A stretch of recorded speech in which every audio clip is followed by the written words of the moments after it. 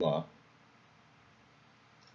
o assunto que nós estamos enfrentando a partir do vídeo anterior é um assunto muito difícil, que é falar sobre a vida de Jesus de Nazaré. Aparentemente, para um crente, quer seja ele evangélico, que pega a Bíblia de João Ferreira de Almeida, quer seja para um crente católico, que pega a Bíblia das edições paulinas, é só ler e parece que a situação está solucionada. Ele lê e a maioria das pessoas que se acham inspiradas pelo Espírito Santo botam uma Bíblia debaixo do braço e na sua garagem improvisam uma igreja, uma congregação, e tudo isso é muito problemático, porque o cristianismo é muito combatido desde o seu início e, e nós temos que levar em conta vários fatores para a exposição da vida de Jesus Cristo. Bem, tem muitas coisas que nós vamos dizer aqui hoje a vocês, apresentando sempre a partir da sinopse evangélica do padre Frederico Dattler. Então, a primeira coisa que nós mostramos e dissemos que tem muita importância foi a genealogia de Jesus, né? Dissemos aqui que, na verdade, a genealogia tem duas genealogias, de Mateus e de Lucas, né? A bifurcação acontece em Davi, porque Davi teve 8 mulheres e com a mulher de Urias, que não dão o nome dela, teve dois filhos pretendentes ao trono. Ela torcia por Salomão, mas o herdeiro legítimo era Natã. Então, na genealogia de Mateus, Davi foi pai de Salomão. Aqui é a genealogia de José. José é descendente de Davi pela linha de Salomão. E o pai de José foi Jacó, ou Tiago em grego. A segunda genealogia de Lucas, já dissemos, né, era pela linha, quando chegamos aqui em Davi, Natã, que era mais velho do que Salomão, portanto seria o herdeiro presuntivo e legítimo do trono, que é a genealogia de Maria. Mas no final, consideramos aqui, vemos que diz que Eli era pai de José. Na verdade, Eli era pai de Maria. Então a genealogia de Mateus é a de José, pai nutrício, adotivo de Jesus. E por isso muitos dizem que Jesus não era filho de Davi, porque não era filho de José carnal. Mas seria, como o sacerdote Eli adotou como filho Samuel, e Samuel o sucedeu no sumo sacerdócio, embora fosse adotivo. É só irem lá no Antigo Testamento e ver a linda história de Ana estéril, que pediu um filho e veio Samuel, e ela ofereceu com 3 aninhos de idade ao sacerdote Eli, sumo sacerdote. Os filhos de Eli eram vagabundos, morreram, e Eli deixou como sumo sacerdote no seu lugar o seu filho adotivo Samuel, profeta que ungiu Saul e depois ungiu Davi. Portanto, Jesus poderia perfeitamente herdar de José, pai adotivo, assim como Samuel herdou de Eli o sumo sacerdócio, ele podia herdar o título de filho de Davi. Mas não basta, porque em Lucas nós temos a genealogia de Maria. E aí vemos que a bifurcação se dá em Davi, que teve com Betsabá vários filhos, mas 2 principalmente, Natã, que era o herdeiro legítimo, e Salomão, que era o herdeiro legal. Davi entronizou Salomão, Natã sobrou, mas Natã continuou tendo filhos e vai terminar em Eli ou Joaquim, por um lado. Portanto, que é, aqui diz, pai de José. Eli, que era o nome que Joaquim usava entre os essênios. Então, na cidade ele usava o nome de Joaquim. Então, nós vamos pegar a vida dele e vamos pegar também a vida de Jacó, que foi, pela outra genealogia, o pai de José. Então, nós temos agora os avós de Jesus. Jacó, que foi de fato o pai de José, e nós temos Eli ou Joaquim, que foi casado com Santa Ana, pai de Maria. Bom, por que que eu vou pegar os avós de Jesus? Porque eles moravam entre os essênios. Eles eram essênios. Como nós dissemos, depois do ano 176, com a morte de Onias III, Onias IV, que era o sumo sacerdote da ordem de Melquisedeque, teve medo de ser investido no cargo e ser assassinado, fugiu para o Egito. De lá, no escritório do Cairo, segundo o sábio Salomão Chester, ele controlava uma comunidade muito bem organizada que ia do Egito até o Líbano pelo deserto. Por que é que eles ficavam no deserto? Porque eles não concordavam com a ordem injusta implantada por Esdras, desculpem, que foi suspensa durante algum tempo na Guerra dos Macabeus, no tempo dos Macabeus, mas os Macabeus escorregaram e terminaram aceitando o título de príncipes, sem serem descendentes de Davi, e o título de sumo sacerdote, a púrpura sacerdotal, criando uma revolução silenciosa de homens justos, que se chamavam esseus, que quer dizer puros, que não fizeram nada além de abandonar as cidades e ir para o deserto. Lá encontraram os assideus, juntaram-se a eles, e todos eles eram praticantes rigorosos da lei de Moisés, e era porque essa lei de Moisés estava sendo vilipendiada, falseada pelos sucessores de Esdras, que depois de Jonatas Macabeus, teve ainda 3 sacerdotes, sumo sacerdote dos Macabeus, depois virou bagunça, então a ordem implantada por Esdras toma conta de Jerusalém e da Judéia toda, o sumo sacerdócio e o reino passam a ser joguete nas mãos da nova ordem imposta pelos escribas, que se autodenominam profetas e os únicos que sabem decifrar e interpretar as escrituras. Então, os avós de Jesus, tanto pelo lado de José, Jacó, e tanto pelo lado de Maria, Eli ou Joaquim, eram essênios. Faziam parte desses homens puros que deixaram a cidade, isso nos é dito pela sagrada tradição católica apostólica romana, e pertenciam, portanto, a esses homens que se escondiam no deserto. De vez em quando, uma das autoridades do time de Esdras dava uma varrida no deserto, os encontrava, martirizava, maltratava, e assim eles iam vivendo e continuaram até a vinda de Jesus. Então, sabemos poucos detalhes sobre a vida de Jacó entre os essênios, mas sabemos que José com certeza era essênio e lá casou e teve filhos. Portanto, os ditos irmãos de Jesus eram filhos de um primeiro casamento de José, filho de Davi, quando ele estava entre os essênios, filhos e filhas. Então, Maria não teve mais filhos. O que Jesus tinha eram meio-irmãos, filhos de José, do primeiro casamento que ele, quando Maria completou 14 anos, eles foram obrigados a casar para preservar a dinastia davídica e foram para Belém.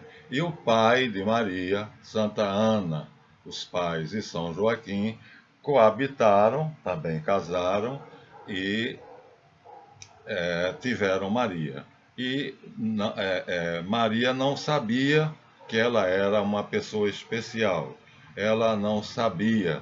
Ela foi preservada da mácula original. Ora, isto era acreditado já oficialmente pela Igreja no século III depois de Cristo, mas o dogma da Imaculada Conceição só foi promulgado no século passado. Você vê como é que a tradição, a sagrada tradição é importante.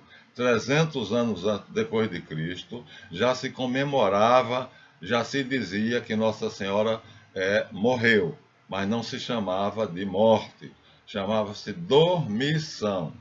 E então isto está em alguns livros muito interessantes, né? Um deles, por exemplo, está aqui, são os Evangelhos Apócrifos. Não sei se vocês sabiam, mas aqui é uma edição espanhola dos Evangelhos Apócrifos. Aqui tem muita coisa que a tradição acolheu. É, sobre elas está muito detalhe sobre a vida de Jesus menino, a infância de Jesus e sobre a vida de José, como carpinteiro, a morte de José. Então, muito desses evangelhos apócrifos contém verdades e a sagrada tradição os mantém e eles são escritos. Então, só sobre Jesus nós temos 111 evangelhos apócrifos. Só sobre Jesus. Ainda temos evangelhos sobre Maria, a infância de Maria, sobre José, sobre a vida de Pôncio Pilatos e o famosíssimo evangelho de Maria Madalena, que foi explorado por vários escritores, o Lincoln, o Begent e o outro que deu origem ao livro famoso de Dan Brown, Código da Vinci. Aqui está o Evangelho de Maria Madalena, que diz que ela era esposa de Jesus e ele a beijou na boca. Então, a gente tem esses dados, mas a sagrada tradição e a igreja têm outros dados. Entre esses outros dados, nós temos aqui a Antologia dos Santos Padres, que são os escritos dos 400 anos do cristianismo, escritos feitos e coligidos por Tertuliano e Eusébio de Cesareia, que coligiram a antologia dos pais da igreja e que nos legaram muita coisa que é da segunda e da terceira geração apostólica. Nós temos, por exemplo, olha que coisa maravilhosa, né? Aqui num evangelho que foi escrito a pedido do então cardeal do Rio de Janeiro. Eu disse que foi o cardeal Arcoverde, mas agora não tenho certeza.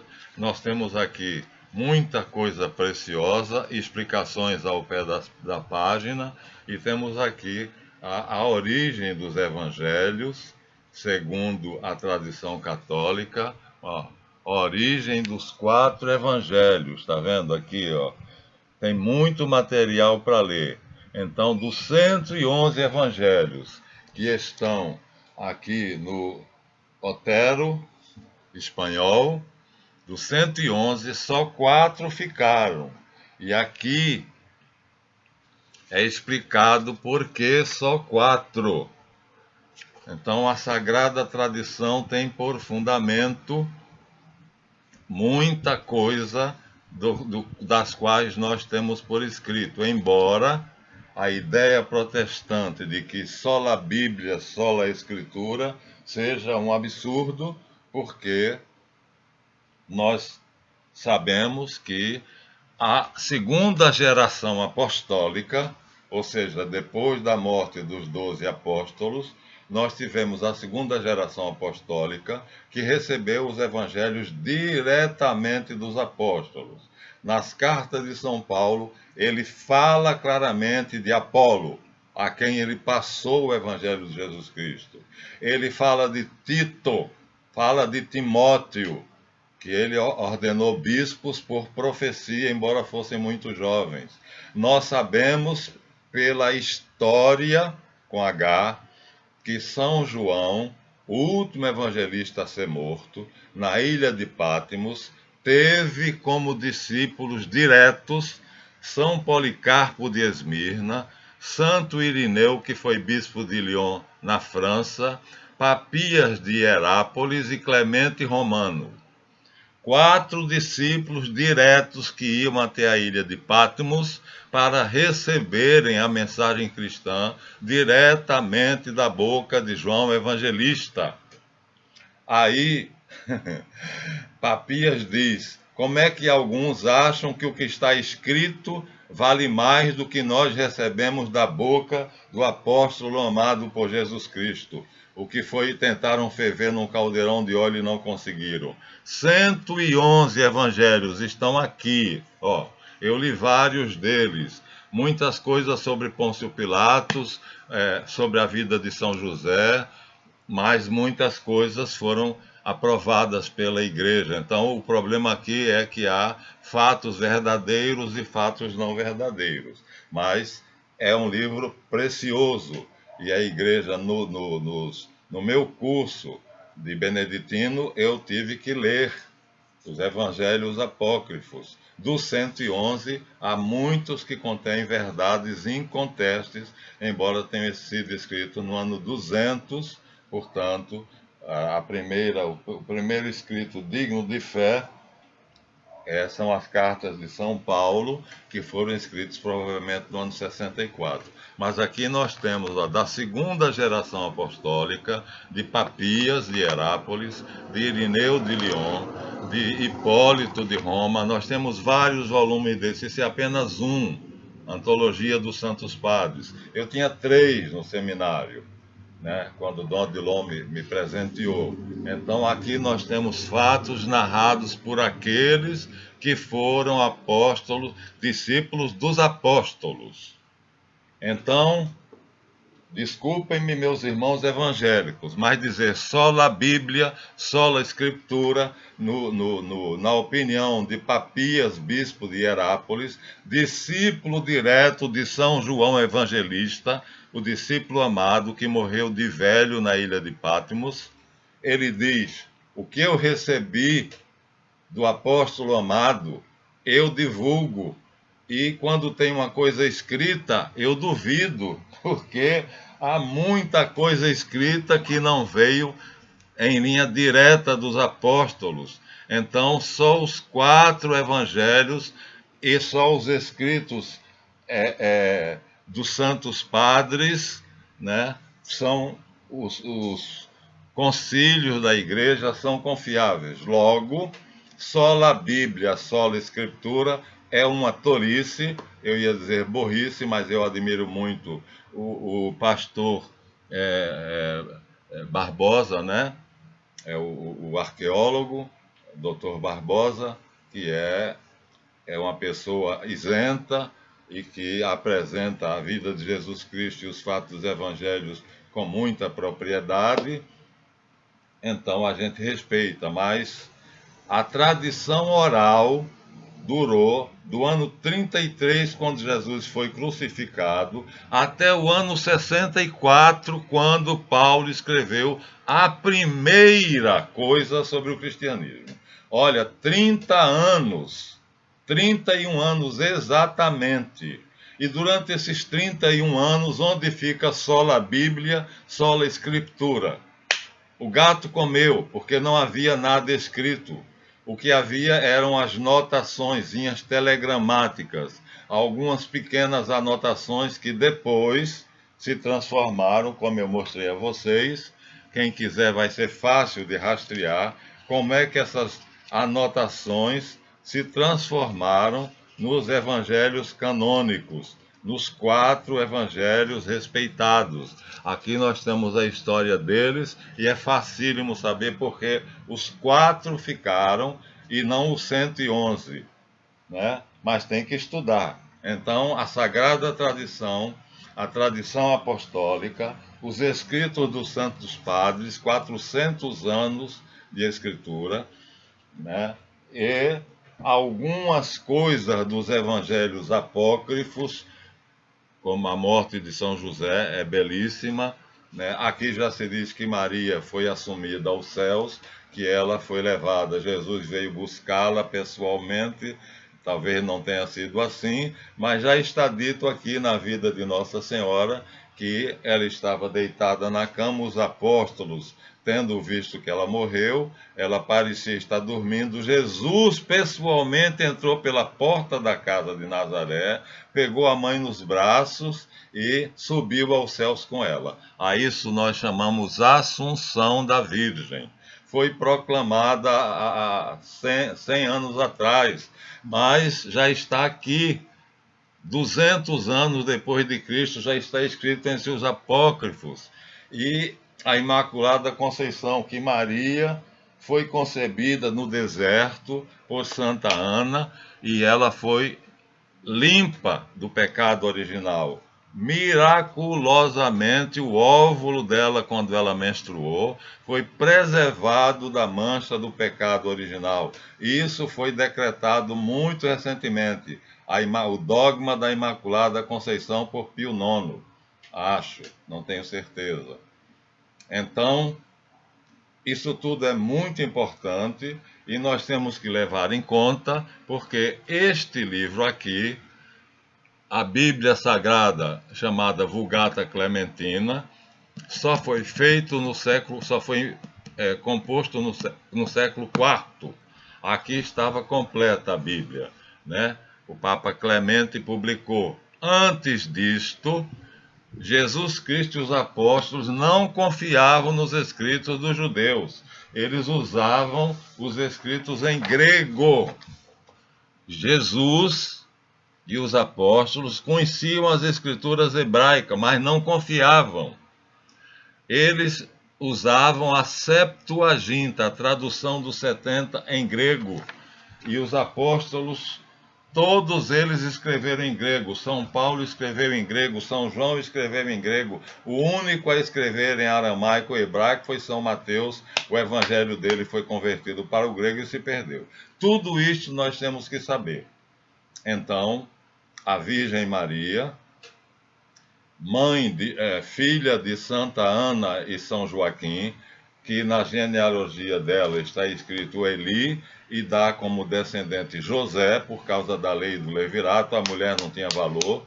Essa era a visão de Lucas. Mateus não, ele dá lugar à mulher, e coloca 3 mulheres na genealogia de José: Raabe, a prostituta, Ruth, a moabita, que não era de sangue abrâmico, e Tamar, que deu uma calça arriada no sogro Judá e concebeu dele gêmeos, né? Esrom e Fáres e Esrom, parece, e que são aí dados como antepassados de Jesus. Depois temos Zorobabel, filho de Salatiel, e aí os apóstolos reconstituíram, porque Esdras, nas suas crônicas, dissolveu a descendência de Zorobabel, para que não se soubesse quem eram legítimos descendentes de Davi. Mas os apóstolos, os discípulos que tinham o caminho de São João Batista, porque os discípulos de Jesus começaram como sendo os essênios de São João Batista, que tinham acesso a registros dos assideus e dos essênios nas comunidades essênias, recompuseram, porque lá eles guardavam os escritos legítimos. E encontraram em 1947, ano do meu nascimento, muita coisa escrita das escrituras sagradas santas, guardadas pelos assideus e pelos essênios, que os canalhas dos escribas, que eram os discípulos de Esdras, com as suas autoridades, bonecos na mão dele, tentavam destruir, e eles escondiam em cavernas, escreviam e escondiam. Então, os discípulos de João eram o caminho para os apóstolos chegarem até os escritos que os essênios tinham, apesar de terem se dividido em mandeus, anabatistas e cristãos, que no início eram apenas seguidores e discípulos do caminho. Então nós temos, eles reconstruíram a descendência de Jesus, ou a ascendência de Jesus depois de Zorobabel. Portanto, temos certeza de que a nossa Bíblia começou aqui na Vulgata Clementina, e antes o que era usada não era a Bíblia hebraica. Jesus e os apóstolos não confiavam na Bíblia hebraica. Ela não tem vários livros, infelizmente. Então, eu tenho aqui a Bíblia hebraica original, correta, depois de ter sido eliminada as safadezas que o Esdras fez, mas o livro dele está aqui, o livro de Esdras, o livro das crônicas está aqui, mas nós sabemos que foi incluído no cânon, mas nós sabemos o que é verdade e o que é mentira. E segundo o padre Frederico Dattler, né, o que está escrito por Esdras não merece confiança. Ele diz, Dattler diz na carta, no comentário dele, a carta aos Hebreus. Então, o que Jesus fez quando ele chegou foi uma briga de 2 livros. Este, que já tem o livro de Esdras, Neemias e o livro das Crônicas, que não são confiáveis, e esse daqui, que é uma edição do Talmud, que é uma compilação da Mishnah. Então, a luta de Jesus foi fazer com que a Torá, ou a Tanakh, prevalecesse sobre o Talmud. E então, para que isso não acontecesse, os discípulos de João Batista, que viviam no Mar Morto, ao redor do Mar Morto, do Egito até o Líbano, eram perseguidos porque os escribas queriam destruir os vestígios da verdadeira Tanakh, das escrituras hebraicas verdadeiras. Porém, foram preservadas miraculosamente em várias cavernas em Qumran, Khirbet Qumran, nas ruínas de uma comunidade essênia. Então, como nós dizíamos, é fácil deduzir que Maria não sabia que tinha acontecido nela um milagre. Ela, dentro da comunidade essênia, filha de Joaquim, Eli e Ana, estavam juntos com o pai de José, Jacó, estavam juntos com os pais de João Batista, Zacarias e Isabel. Eles todos pertenciam à mesma comunidade, se conheciam e eram parentes.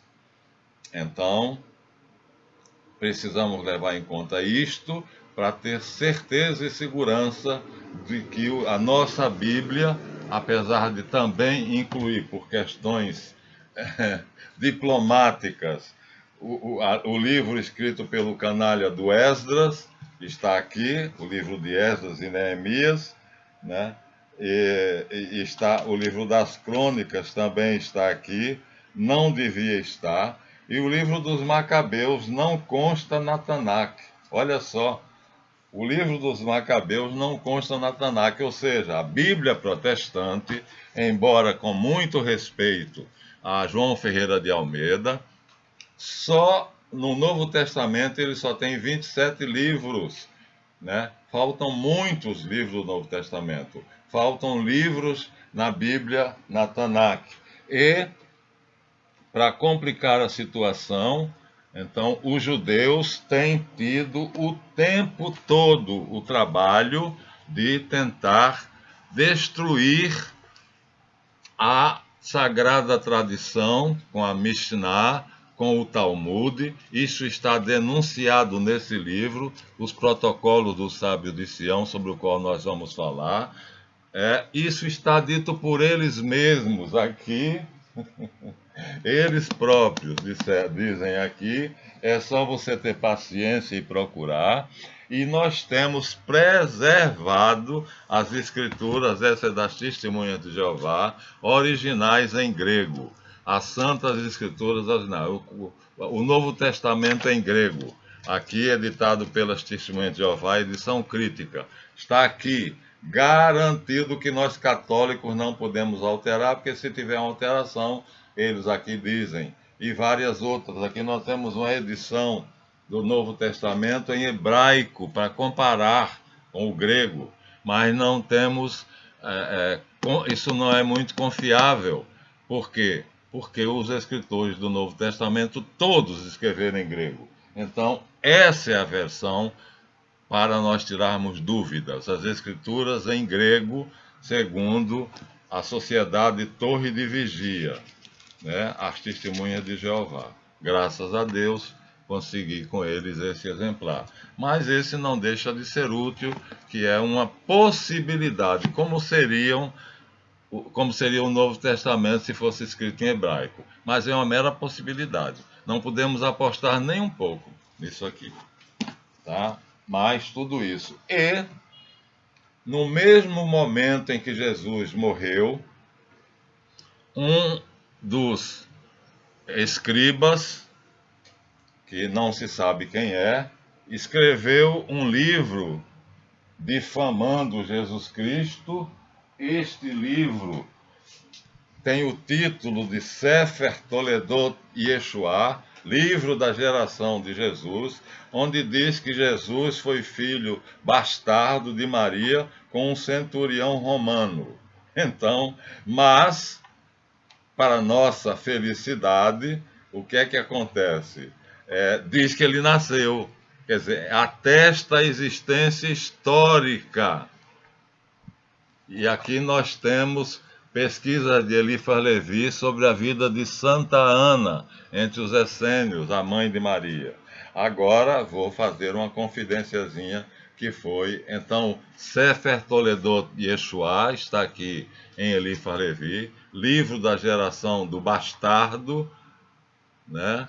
Então nós temos também o Rabino Jequiel na Idade Média, que escreveu uma porção de infâmias contra Jesus Cristo, mas nós temos muita coisa a favor, como nós acabamos de apresentar a vocês, principalmente a tradição apostólica. Aqui temos escritos da segunda geração apostólica, Clemente Romano, Irineu de Lyon, Papias de Herápolis e vários outros, né? E nós temos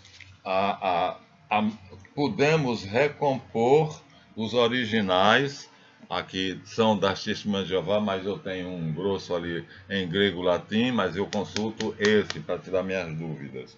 Então, Sefer Toledot Yeshua é o nome da infâmia, escrito pelos discípulos de Esdras. Eliphas apresenta ele aqui, dizendo que Jesus era um filho da... É isso que vocês entenderam aí, né?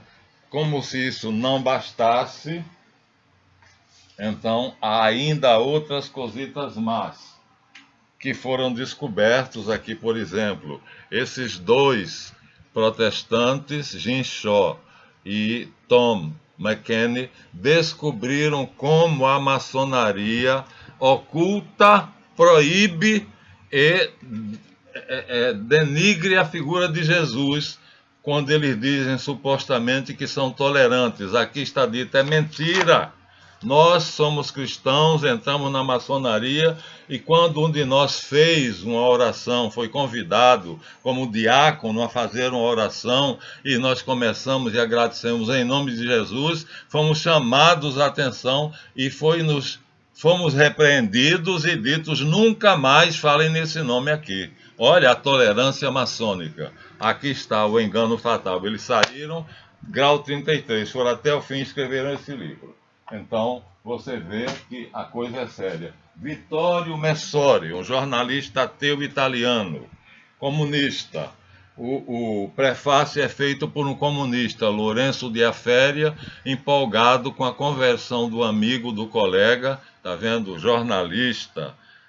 O jornalista que fez a vida de Jesus. E ele aqui dá 3 hipóteses que a BBC de Londres pagaria a ele caríssimo para poder publicar essas hipóteses que ele, como ateu, compôs baseado nas linhas, ele dá aqui no livro, as linhas básicas que denigrem a figura de Jesus. Ele diz quais são.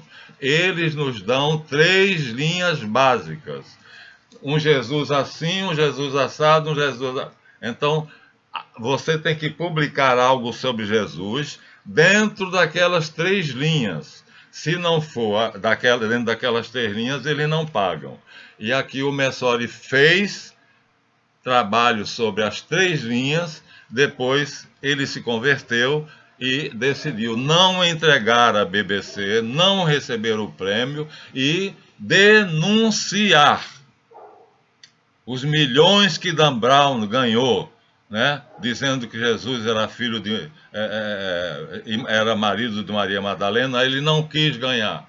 Publicou essa denúncia e ganhou muito com esse livro e foi um bom cristão até o fim da vida. Aqui nós temos a denúncia, o livro está vendável na praça, tem muitas edições, é de um homem sério, jornalista italiano que pertencia ao Partido Comunista, era ateu e fez uma pesquisa sobre Jesus para ganhar um prêmio da BBC de Londres, e ele disse: eles dizem 3 linhas, você pode ir por aqui ou por ali, todas 3 denegrindo a figura de Jesus, além da maçonaria, como nós mostramos a vocês aqui nos livros de Tom Shaw, Jim Shaw, né?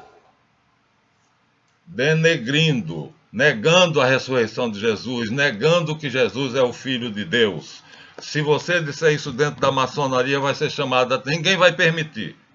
Ainda dizem que no grau tal elogiam Jesus e fazem homenagem a ele. Mentira, mentira, mentira grosseira.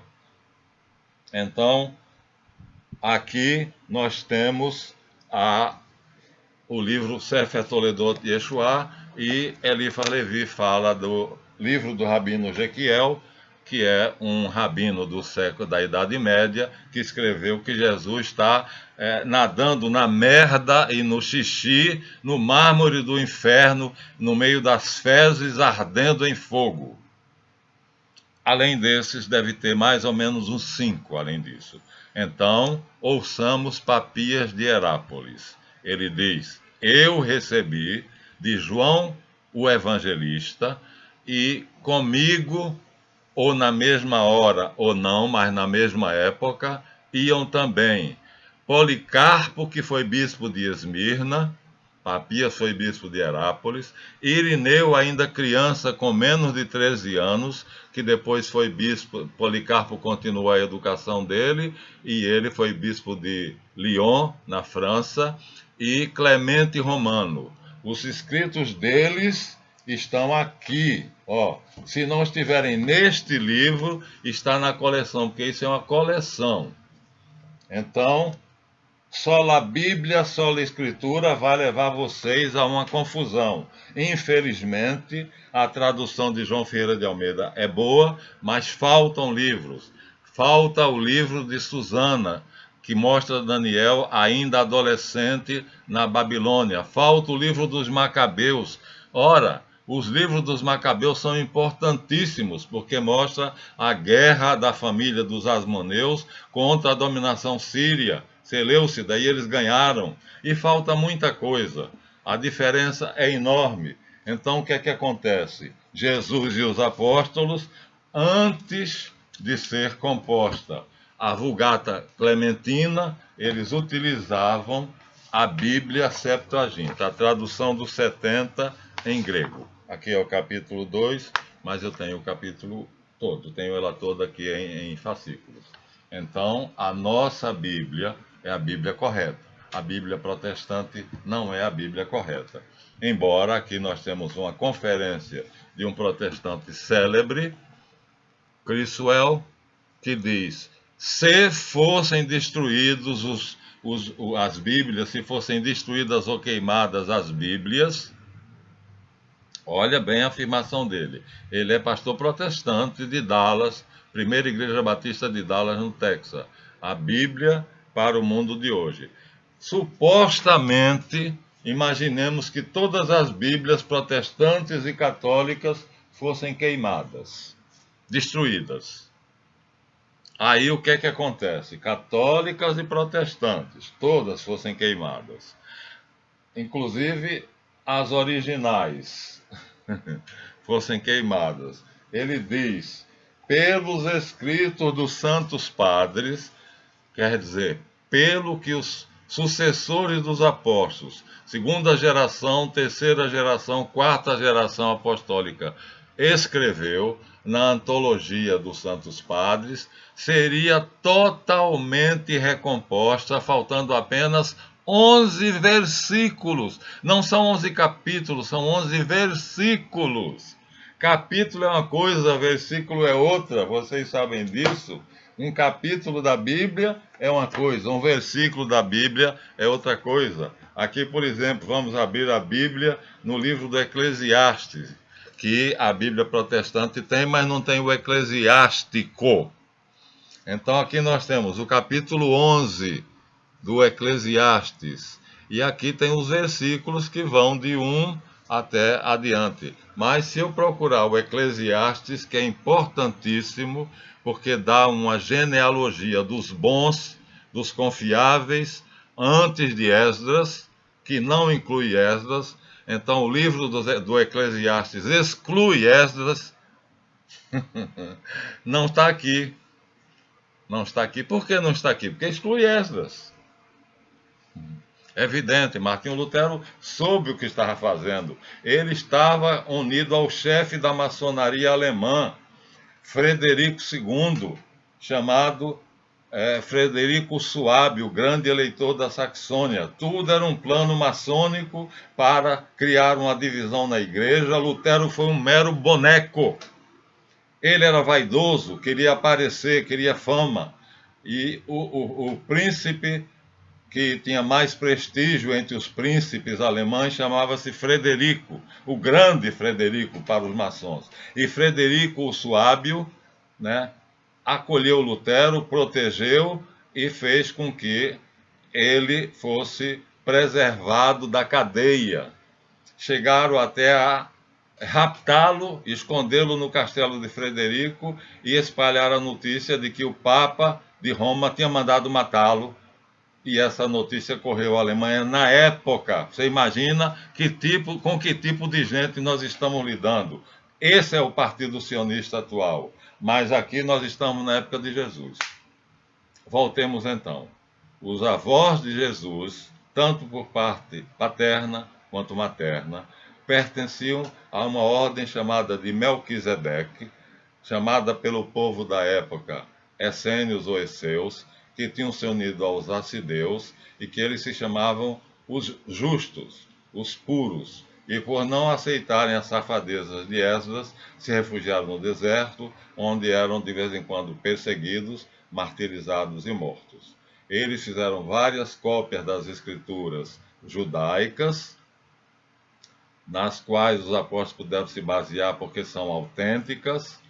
Eles guardaram os documentos originais dos profetas e recopiaram e escondiam esses rolos que foram encontrados em 2 lugares, Nag Hammadi e nas cavernas de Khirbet Qumran. Então, nesses 2 pontos encontraram-se escritos desses homens justos e puros que tinham como preceito o celibato. Não foi o Papa da Igreja Católica que instituiu o celibato, nem foi Jesus Cristo. Foram os essênios.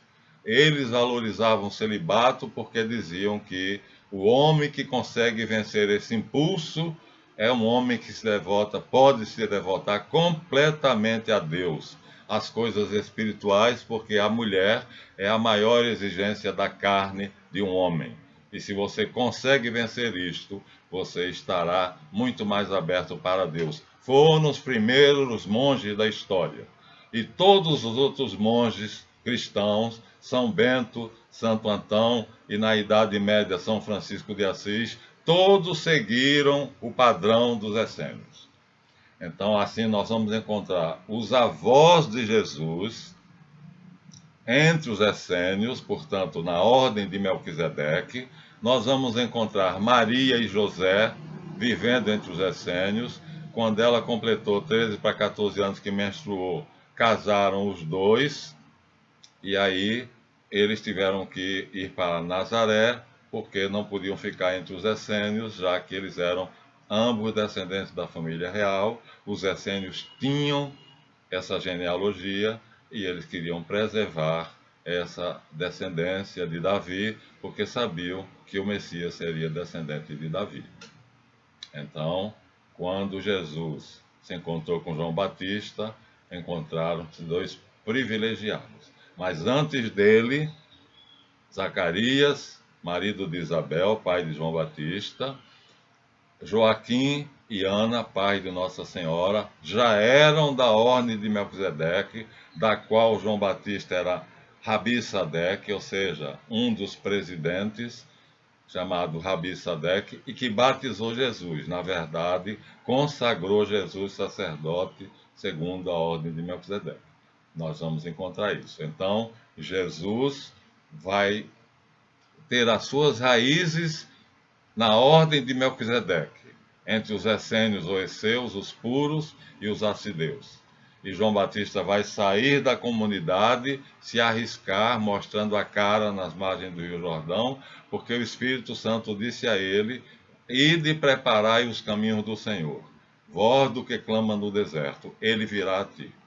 E João foi para ele, parou no Jordão para não chegar até Jerusalém, cujas ruas cheiravam a imundície, porque Esdras dominava tudo através dos seus escribas e fariseus. E aí a grande luta de Jesus vai ser a luta de dois livros. Os livros sagrados verdadeiros, o cânon hebraico verdadeiro, chamado Tanakh, que está aqui, apesar de não tem o livro dos Macabeus, não tem o Eclesiástico, quer dizer, está censurado. E esse livro aqui, que é uma porcaria, que os ateus têm 15 volumes, que é o Talmud. Pronto. Então, agora nós vamos dizer a você um segredinho de pé de ouvido. Então, as duas denúncias, tá? Se puderem, comprem e leiam, né? Jim Shaw e Tom McKenney. Na maçonaria não se pode pronunciar o nome de Jesus. Lá eu fui a uma festividade deles e me perguntaram: ainda acredita na ressurreição de Cristo? Eu falei: ainda. E eu fui dar uma palestra sobre Cabala. E a pergunta de um grão-mestre lá foi essa: você ainda acredita na tolice da ressurreição? Então a função deles é desacreditar a igreja cristã. E aqui Vittorio Messori diz: receberia um grande dinheiro como Dan Brown recebeu se eu entregasse os originais do que eu colhi na Biblioteca de Paris sobre hipóteses sobre Jesus, como Porta dos Fundos faz, como a Charlie Hebdo na França faz. Mas preferi aderir à verdade e escrevi essa denúncia e disse quais são as 3 linhas que eles obrigam os jornalistas a seguir para ganharem um prêmio de milhões de dólares. Infelizmente, o Dan Brown cedeu. Então, aqui ao pé do ouvido. Conversa com meu anjo da guarda. Maria foi concebida por Ana e Joaquim. Pelos méritos de Jesus Cristo, cuja carne e cujo sangue seriam compostos pelo óvulo dela, divinamente fecundado por um espermatozoide criado pelo Espírito Santo. Então ali começou o ovo, o embrião que desenvolveria Jesus. Mas ela não sabia que ela seria predestinada para isto. Ela nasceu e cresceu achando que era uma menina igual às outras. Só que ela não tinha como pecar. O pecado, Satanás não tinha poder sobre ela. Ela foi preservada por obra e graça do Espírito Santo, pelos méritos de Jesus Cristo, para que a carne dele fosse limpa e sem pecado. Ela foi preservada antes, então a mancha do pecado original foi tirada dela. Agora eu imagino ela vivendo, imaginem comigo, ela vivendo com as colegas dela, achando que ela era igual a todas entre os essênios, todas eram piedosas, porque os essênios eram chamados justos. Esse título é conferido a José, São José, na vida de Jesus, no Evangelho, e ela achando que era igual às outras. Ela só recebeu a notícia, só soube que ela era diferente quando o arcanjo Gabriel anunciou que ela seria mãe do Messias. Por isso, ela se assustou e ficou confusa com a saudação do anjo. Salve, cheia de graça, o Senhor é contigo, plena do Espírito Santo, plena da graça de Deus. Ela ficou confusa e disse: o que é que ele quer dizer? Quer dizer, ela não sabia que ela estava cheia do Espírito Santo e viveu assim desde o ventre materno, durante a geração dela por Santa Ana, e viveu santamente entre os essênios. Depois teve as núpcias com José, e aí o anjo vai anunciar a ela que ela será a mãe do Messias, por isso foi preservada. A isso se chama a Imaculada Concepção. E a Imaculada Concepção vai ser motivo de um grande debate entre bispos e teólogos na França, né, na cidade de Lourdes, quando a menininha Subiru, né, Bernadette Subiru, não sei se agora, não sei se estou confundindo, mas Nossa Senhora aparece a uma menina, uma camponesa francesa, acho que Bernadette Subiru Santa Bernadette, não sei se é a Nossa Senhora Imaculada Conceição, mas a Imaculada Conceição aparece uma camponesa francesa. E isso vai dar um grande debate por causa da conversa dela com Nossa Senhora. No próximo vídeo a gente pode aclarar e ver quem foi a pequena camponesa pobre e analfabeta que teve a visão de Nossa Senhora da Imaculada Conceição.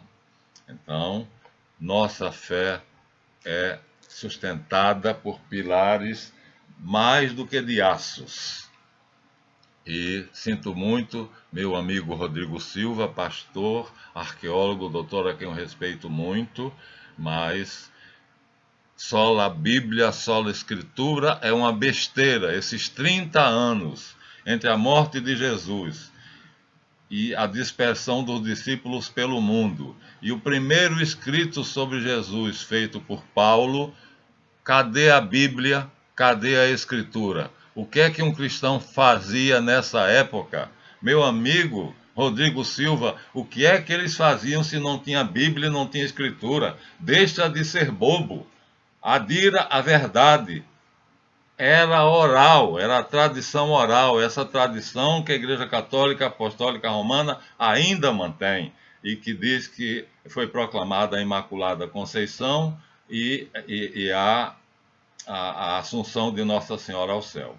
Então, aqui está o meu convite a você, que tanta devoção tem a Nossa Senhora, que considera ela bem-aventurada entre todas as mulheres, como ela disse no Magnificat. De hora em diante, todas as gerações me proclamarão benedicta, bem-aventurada, bendita, e assim é.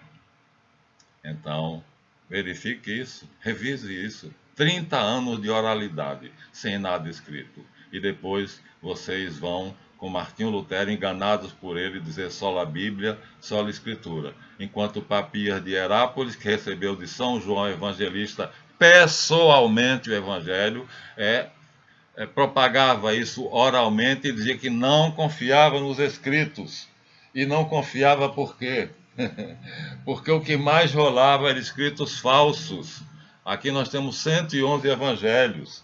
O que mais rolava eram difamações dos rabinos de Esdras contra Jesus. Aqui nós temos Sefer Toledot Yeshua, o livro do filho da... seria a tradução exata do bastardo. Então, e aí, como fazer para não se confundir com esses livros na época em que não havia ainda escritura? Que bobagem de vocês. Você é um homem tão inteligente, né? Então, Papias dizia, prefiro ouvir algo que foi ouvido por um discípulo de um apóstolo de que ler qualquer coisa escrita. Até que, finalmente, a Vulgata Clementina foi promulgada, reunindo assim, com toda a certeza, o cânon verdadeiro, feitos, organizado por Tertuliano e Eusébio.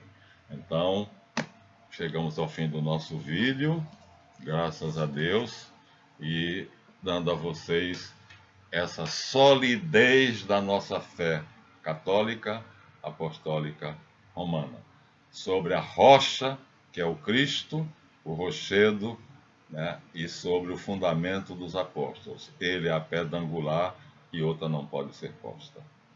Até a próxima. Bom Natal.